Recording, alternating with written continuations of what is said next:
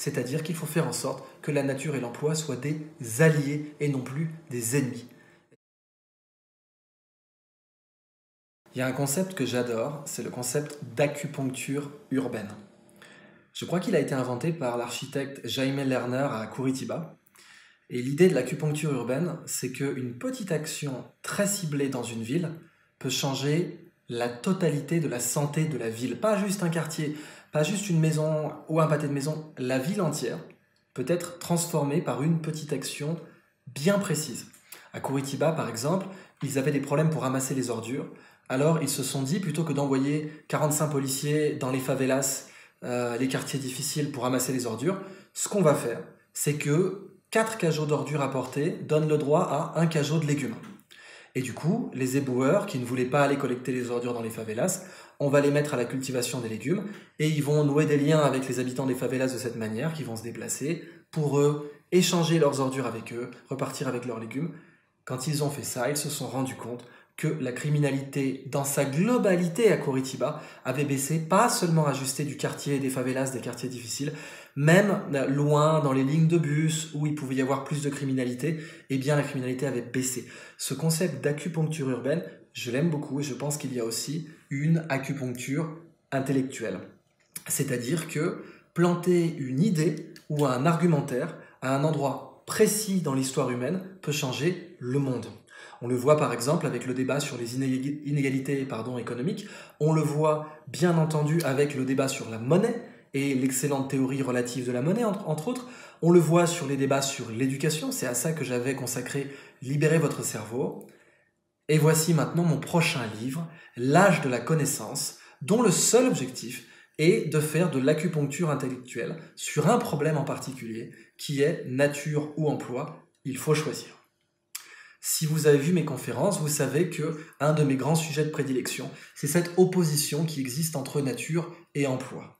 Ça fait 250 ans qu'on pense sincèrement, expérimentalement, empiriquement, si vous voulez, l'expérience des gens, c'est que soit il y a de la nature, c'est la campagne, mais il n'y a pas d'emploi à la campagne, soit il y a de l'emploi, c'est la ville, mais il n'y a pas de nature, c'est la ville encore une fois.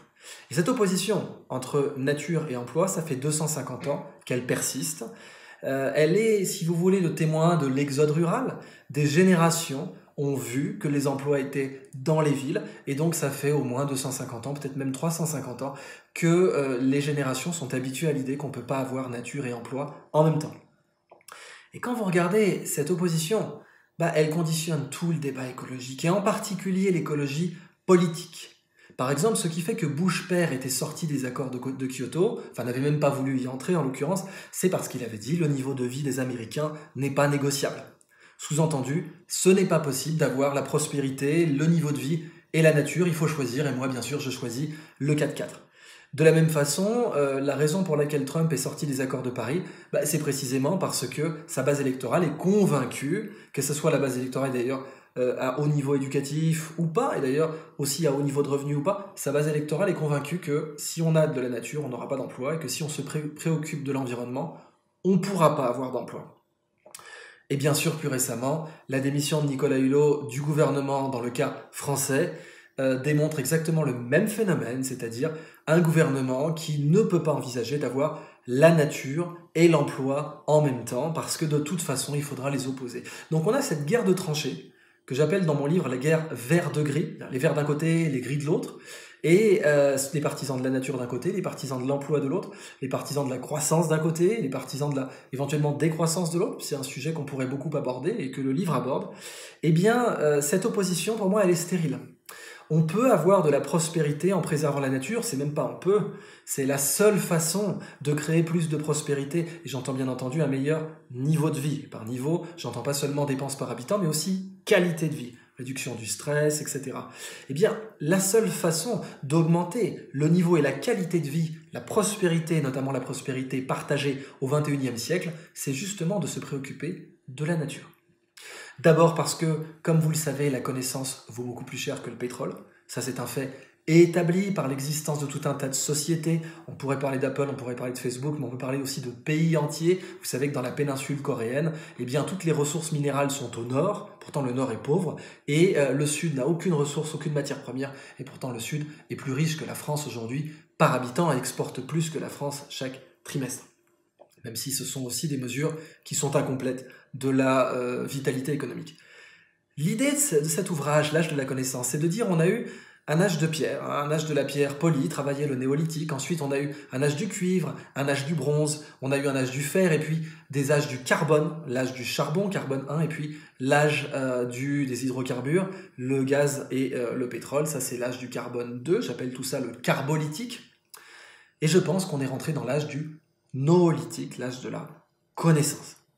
Bien sûr, l'économie de la connaissance n'est pas la plus récente, c'est la plus ancienne. L'être humain échangeait des savoirs bien avant d'échanger des matières premières ou bien de la monnaie.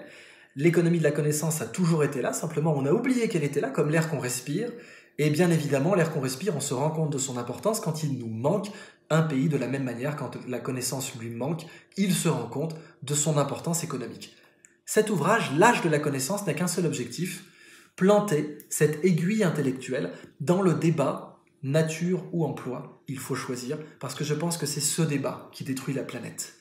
De la même façon que les ennemis d'hier doivent être les alliés de demain, et c'est valable pour absolument tous les conflits, on ne peut pas envisager, quand on est diplomate ou quand on est géopolitologue, d'avoir des résolutions de conflits qui préparent un autre conflit et qui préparent une autre inimitié. La véritable résolution de conflit doit être permanente, doit transcender les conflits. Eh bien, le conflit entre nature et emploi, il faut le transcender aussi, c'est-à-dire qu'il faut faire en sorte que la nature et l'emploi soient des alliés et non plus des ennemis. Eh bien, c'est le sujet de cet ouvrage, L'âge de la connaissance, publié bien entendu chez mon éditeur fétiche Robert Laffont, sorti le 13 septembre, et je considère bien entendu que c'est un ouvrage au moins aussi important que Libérer votre cerveau. J'espère qu'il vous plaira et j'espère surtout qu'il effectuera son travail d'acupuncture intellectuelle.